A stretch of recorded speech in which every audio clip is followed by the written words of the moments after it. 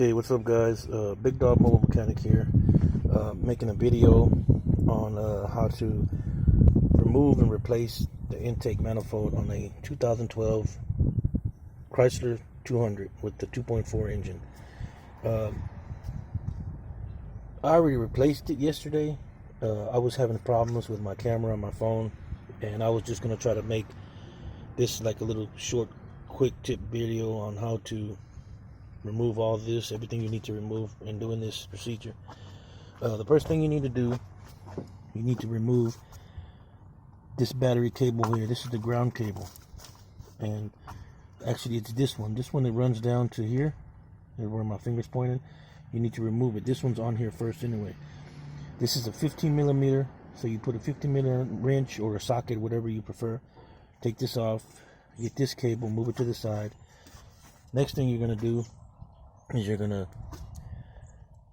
take off that 8 millimeter bolt on this clamp, and there's another 8 millimeter way on the bottom where the throttle body is at, right here where I'm pointing at, but it's way over here on the side, so you really can't see it from right there.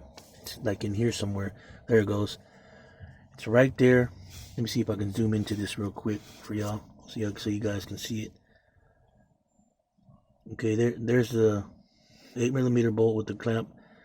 You gotta take that off and take this breather, this air box off. It snaps off from right here. This other one right here is broke, so these two come off. Take it off. Before you take that off, make sure you disconnect this. This is the mass airflow sensor. Disconnect that. Move that out the way. Then after you take this box, top part of the breather box off, you're going to take off, there's a 8 millimeter bolt right there, and there's another one right behind it right there. There's two of them. Take those off. This bottom part of it will come right off. After you take that off, go over here. You come up here where the fuel rail is for the fuel injector, and you pull up on these little tabs here. This little tab comes up, but you have to use like a screwdriver or something to pop it up. I used a what was it that I used? I used a pick and pulled it up, and it came, and all these pop up. Once you do that, you're going to give it a squeeze. I'm going to squeeze this tab,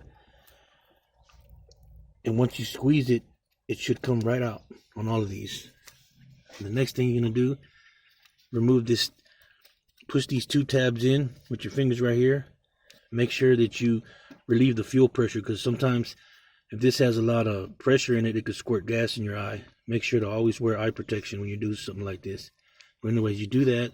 Squeeze these two tabs together, and with the other hand, pull this out. It comes out. And then there's two 13 millimeter bolts, one here and one here. They're 13 millimeter bolts with a stud on the top. So you take that off, because those are the ones that hold on the fuel rail. Once you take that off, this fuel rail should come out pretty easily, because it came out pretty easy for me yesterday. Then there's a hose here. You unplug this hose from here. This hose goes all the way to the bottom of this intake, and you could leave that on there. But remember to take it off and put it on there on the new one first before you put this back on, because you're gonna have a little bit of trouble. It wasn't much trouble, but it was a little bit of trouble. Next thing, unplug this harness here. This little tab comes up too. You pull it up from right here, and it comes right out. This is a little sensor right here. Okay.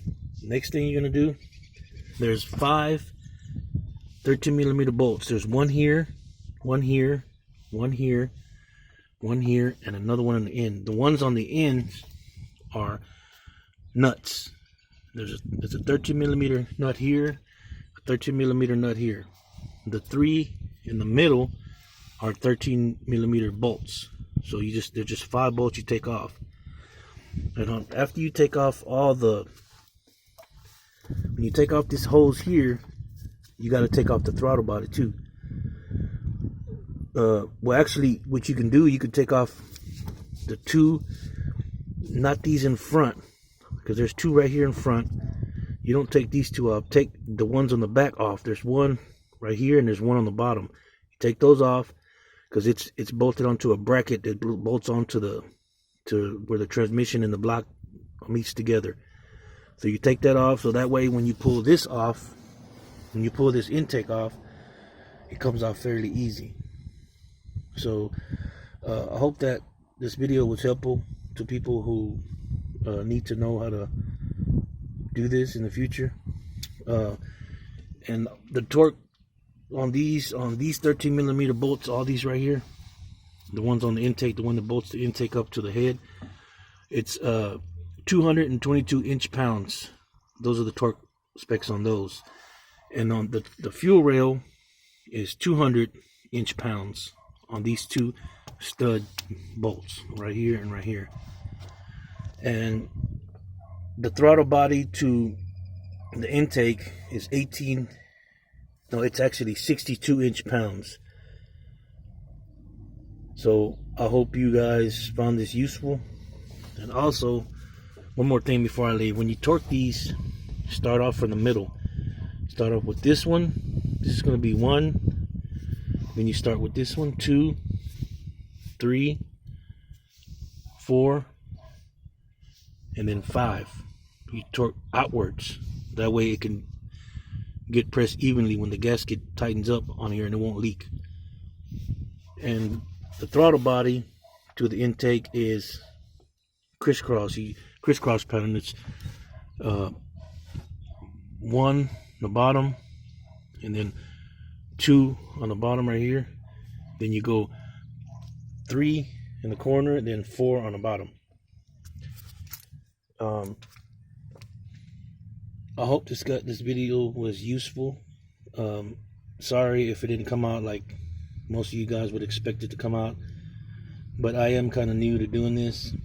But anyways, I hope you guys find this useful, and if you have any comments, just comment below.